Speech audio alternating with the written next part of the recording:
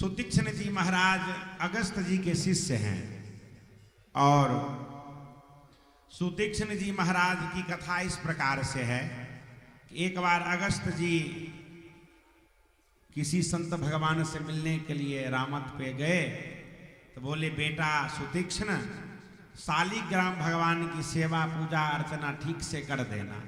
बोले, जी गुरुजी। जी गुरुजी बोल दिए और गुरुजी चले गए।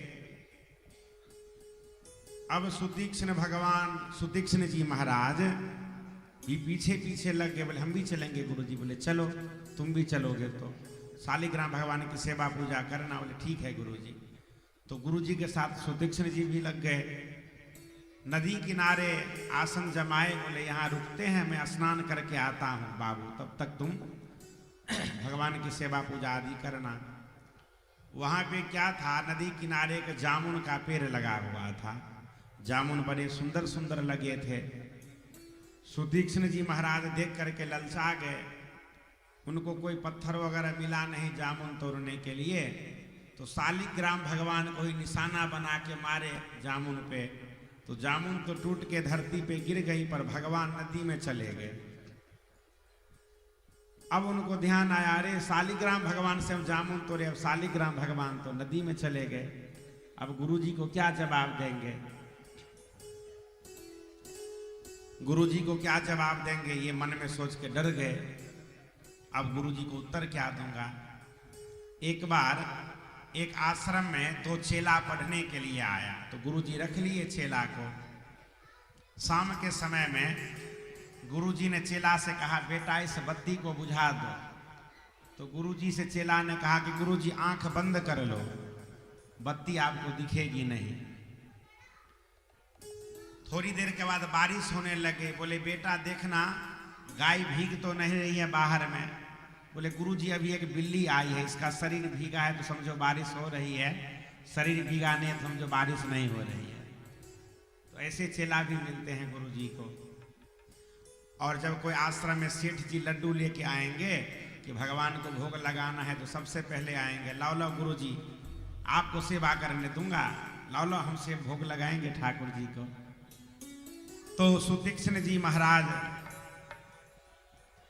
जब इस प्रकार से शालिग्राम भगवान को नदी में बहा दिए, तो उन्होंने जामुन को ही जो है शालिग्राम भगवान की जगह पे तिलक कर दिए जामुन को, और जामुन को ही सिंहासन पे पधरा दिए।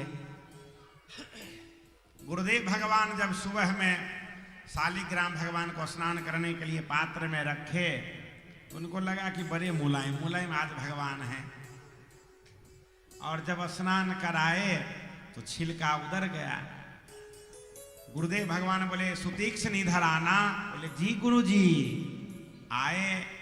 बोले, अरे आज भगवान के चमड़ी उतर रहा है, क्या बात है? इतने दिन तो भगवान के चमड़ी नहीं उतरा, आज चमड़ी उतर रहा है। बोले, गुरुजी आप भी कमाल करते हैं। पुनि पुनि चंदन पुनि पुनि पानी, पुनि पुनि चंदन पुनि पुनि पानी। आ घिस गए शालिग्राम भगवान तो हम का जानी। बार बार जल से, पानी से, चंदन से स्नान कराते हैं रगड़ रगड़ के। अब भगवान तो गल ही जाएंगे ऐसे में। तो भगवान गल गए, इसमें हमारी क्या गलती है? अगस्त जी महाराज ध्यान लगा करके देखे तो सब जान गए। बोले, जाओ तुम हमारे आश्रम से निकल जाओ, और जिस दिन भगवान को लेकर के मेरे आश्रम में आना, उसी दिन मेरे आश्रम में कदम रखना। देखिए, शिष्य ऐसा होना चाहिए, पुत्र ऐसा होना चाहिए जिससे माता पिता के मान बढ़े, गौरव बढ़े।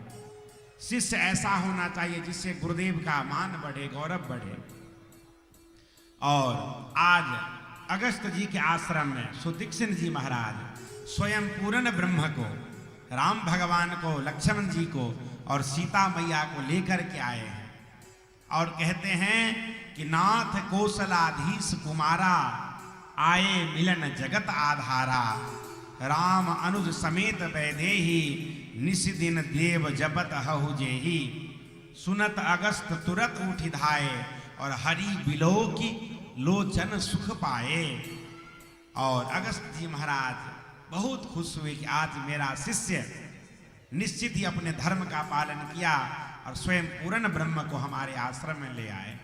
और भगवान भक्तों की मान कैसे रखते हैं, देखिए अगस्त जी ने कहा, ठाकुर जी सुने और सबसे पहले गुरुदेव के पास ना जाकर के शिष्य के पास गए और शिष्य के माध्यम से भगवान गुरुदेव के आश्रम में आए।